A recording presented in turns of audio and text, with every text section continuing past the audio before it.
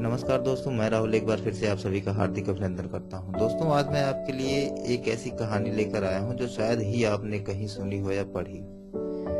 पर इससे पहले अगर आपने हमारा चैनल सब्सक्राइब नहीं किया है तो प्लीज कर लीजिए, क्योंकि हम आपके लिए ऐसी रोचक जानकारियां लेकर आते रहेंगे। दोस्तों, कहानी कुछ इस प्रकार है। काशी को हिंदू धर्म में पूर्ण तीर्थ स्थल माना जाता है तथा यह एक आध्यात्मिक नगरी भी कहलाती है। इसका उल्लेख अनेक धार्मिक ग्रंथों और पुराणों में मिलता है। परंतु क्या आप जानते हैं कि काशी जैसी पुण्य भूमि को एक बार भगवान श्री कृष्ण ने अपने सुदर्शन चक्र से भस्म कर दिया था? आइए जानते हैं आखिर क्यों भगवान श्री कृष्ण ने काशी नगरी को भस्म किया था। दोस्तों, यह कथा द्वापर युग की है तथा इस कथा का संबंध जरासंध से भी है। मगध का राजा जरासंध अत्यंत क्रूर तथा उसके पास असंख्य सैनिक तथा विभिन्न प्रकार के अस्त्र शस्त्र थे। उसकी सेना इतनी शक्तिशाली थी कि वह पल भर में ही अनेकों बड़े बड़े साम्राज्यों को धराशायी कर सकती थी। इसीलिए अधिकतर राजा जरासंध से डरे रहते थे तथा उसे अपना मित्र बनाए रखना चाहते थे। जरासंध की दो पुत्रियां थी मित्रों, जिनका नाम अस्ति और प्रस्ति था। जरासंध ने अपने दोनों पुत्रियों का विवाह मथुरा राज्य के राजा कंस से कर दिया था।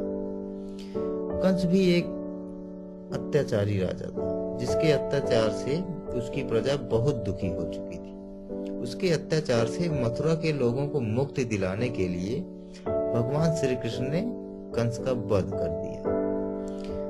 अपने दामाद की मृत्यु से क्रोधित होकर जरासंध प्रतिशोध की ज्वाला में जलने लगा।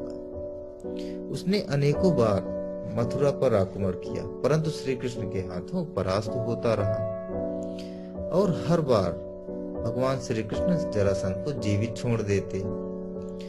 एक बार जरासंध ने कलिंगराज पौंड्रक और काशीराज से मिलकर मथुरा पर आक्रमण करने की योजना बनाई।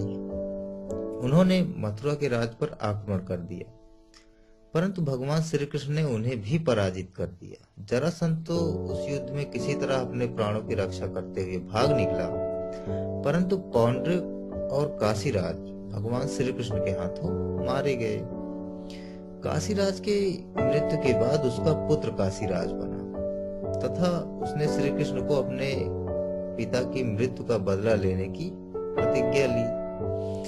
काशीराज भगवान श्री कृष्ण के शक्तियों को जानता था, अतः उसने अपनी कठिन तपस्या के बल पर भगवान शिव को प्रसन्न किया और उसने श्री कृष्ण को समाप्त करने का वर मांगा। भगवान शिव ने उससे कोई अन्य वर मांगने के लिए कहा, परंतु वह अपने जिद पर अड़ा रहा। तब भगवान शिव ने अपने मंत्रों से एक भयानक कृत्या काशीराज को बना कर दी तथा उनसे कहा कि वत्स, इसका प्रहार किसी भी प्राणी का अंत कर सकता है, लेकिन कभी भी इस अस्त्र का प्रयोग किसी भी ब्राह्मण भक्त पर मत करना, अन्यथा इसका प्रभाव निष्फल हो जाएगा। ऐसा कहकर भगवान शिव अंतर्ध्यान हो गए। इधर दुष्ट काल यमन का वध कर भगवान श्री कृष्ण ने सभी मथुरा वासियों के साथ मिलकर नई नगरी द्वारिका बसाई।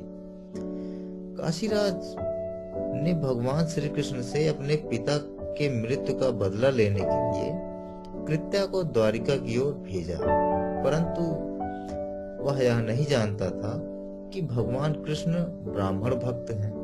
इसलिए द्वारिका पहुंचकर भी कृत्या भगवान श्री कृष्ण का कुछ नहीं कर पाई।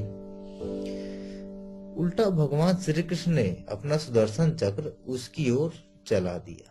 सुदर्शन चक्र भयंकर अग्नि लपेटे हुए कृत्या की ओर झपटा।